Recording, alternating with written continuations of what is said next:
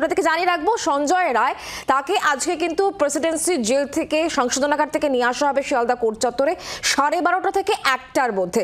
তার আগে প্রেসিডেন্সি সংশোধনাগারের সামনের ছবিটি ঠিক কেমন রয়েছে জানাবেন নান্টু হাজরা, আমাদের অপর প্রতিনিধি এই মুহূর্তে আমাদের সঙ্গে রয়েছেন, সেখান থেকে সরাসরি। নান্টু,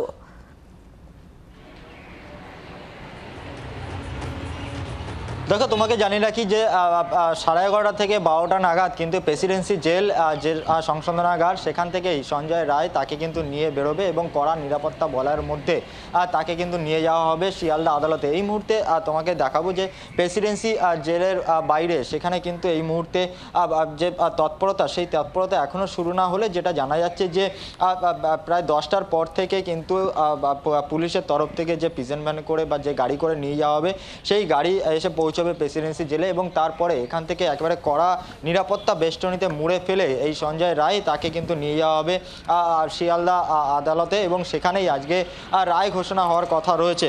এবং তুমি জানো যে 2024 সালের 9ই আগস্ট আরজিকর হাসপাতালে সেই মহিলা চিকিৎসক তার সেমিনার হলে তার মৃতদেহ উদ্ধার হয় এবং তারপর থেকেই ক্ষোভে ফেটে পড়ে জুনিয়র ডাক্তাররা শুরু করে সাধারণ মানুষ, এবং প্রত্যেকের একটাই কথা, তাদের প্রত্যেকে একটাই দাবি জানাচ্ছেন যে এই সঞ্জয় রায়ের ফাঁসি চাই এবং তার সঙ্গে যারা জড়িত তাদেরও শাস্তির দাবি করছেন।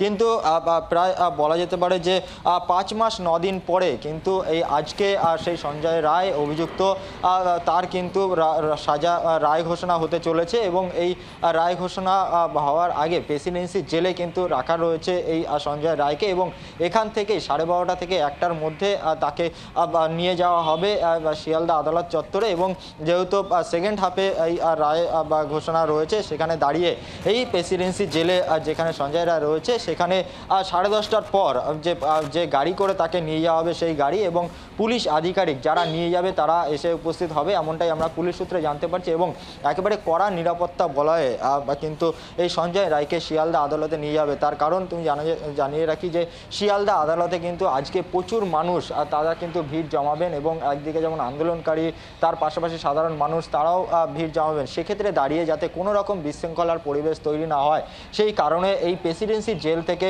একেবারে কড়া নিরাপত্তা বলয়ের মধ্যে নিয়ে যাবে। অন্যদিকে শিয়ালদা কোর্ট চত্বরে সেখানেও কিন্তু প্রচুর পুলিশ মোতায়েন থাকবে।